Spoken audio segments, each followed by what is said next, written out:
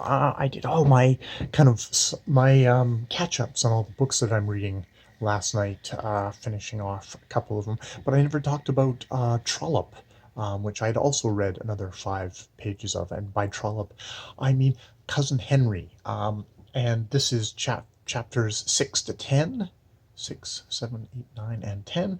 Yes, of Cousin Henry, which focuses on Cousin Henry because we have the reading of the will, and it is the will.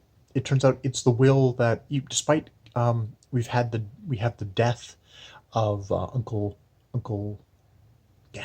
got his Tithers, his the uncle of Charlotte and Cousin Henry, where he seems to indicate it's been done. He says to her, like, oh, as in I've left everything to you. But when the will gets read, it turns out it's the will. It's the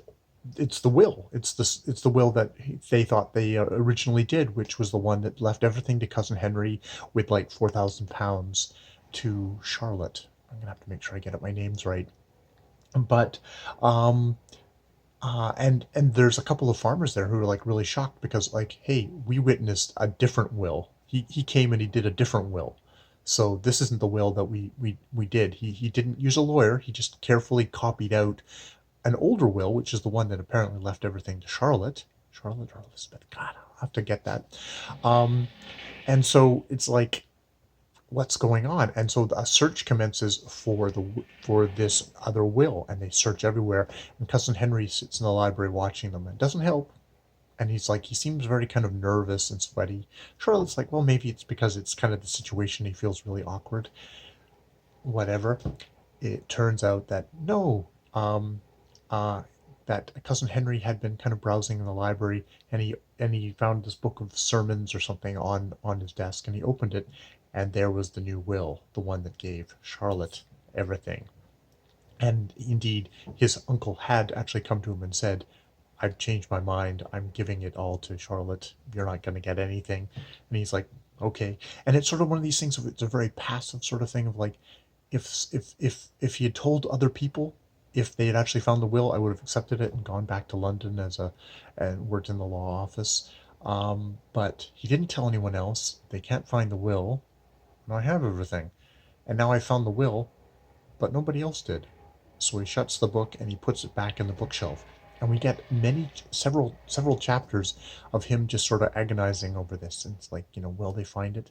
He watches them search. He watches them actually pull out those books, but no one goes through the books. And the books get put back, and he's like, oh, and it comes into his possession.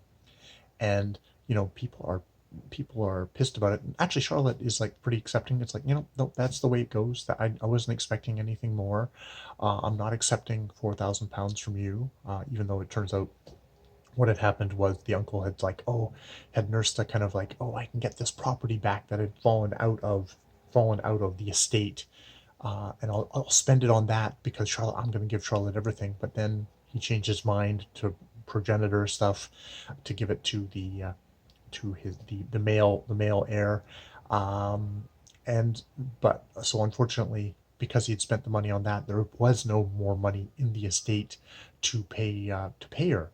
And he says like, well, no, of course I'll pay it. I'll pay it. And she's like, I don't want anything from you. I despise you.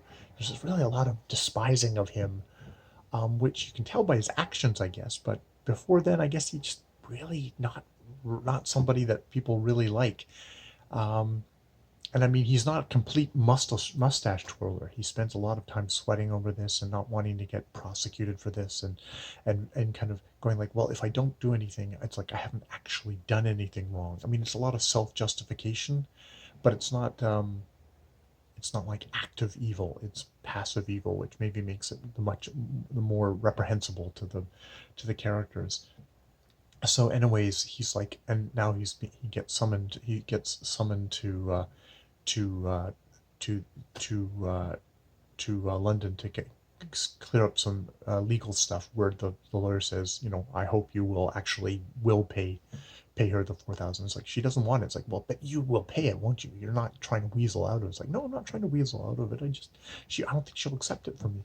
And she's like, well, there's other people involved. Her father will have something to say on the matter, and so it's like, okay, fine, we'll do that, he had the whole thing of like, should I take the book with me? Should I just take the will with me? But if I take the will with me, what if it gets discovered on my person, or what happens if it falls out, or something happens to me and it gets found on me, and I'll get sent to jail? And it's like it's good psychology of this kind of Weasley, um, very human fellow, in a trial way. Not admirable, but very human. You can see someone being like this.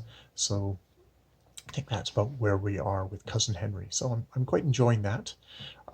It's not a very long novel at all. So I'll just probably do five or 10 chapters a day, probably 5 chapters a day. Do it along with some other stuff throughout the month, and that will be good. That will be fun. I enjoy my trollop, even if I don't think other people particularly enjoy me talking about trollop, or not particularly interested in me talking about trollop, which I can understand. All right, more videos later.